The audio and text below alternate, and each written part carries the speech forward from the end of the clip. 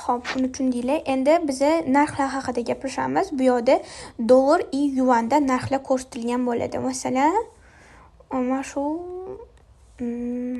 nimani olsak ekan? Mana shu zakolkachani olamiz.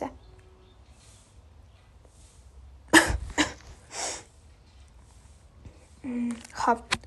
Tepada Xitoy davlatining yuan birligi, pul birligi turibdi. Bizda so'm bo'ladi yuan hisoblanadi 1.88. Sizlarga bu davlat birliklarini o'zbek so'm birligiga o'zgartirish uchun bitta programma kerak. Ya'ni tepasida yuan, pastida dollar turibdi, 0.28 dollar turibdi. Bitta programma kerak bo'ladi sizlarga, konverter. Konverter mana bunaqa bo'ladi. Вот.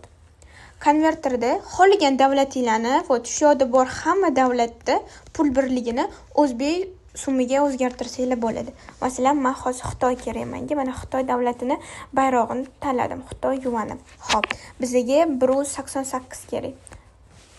1.88 3000 hisoblanar ekan, 3100 hisoblanar ekan o'zbek so'mida.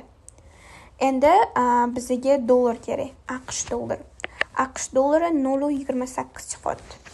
Bu ham xuddi shunaqa 3100 so'm chiqadi. Men nima ikkalasini ham ko'rsataman. Aytmoqchimanki, xohlasanglar yuvanda hisoblanglar, xohlasanglar dollarda hisoblanglar. Baribir bir xil summa chiqadi. Hech qanaqa raznicasi yo'q. Nimaga ikki xil deganlar? Просто так bu Taobao platformasini ishlab chiqarishayotganda faqat Xitoy emas, Angliya ham hissa qo'shgan. Shuning uchun naqani qo'shgan, 100 tiyin qo'shgan.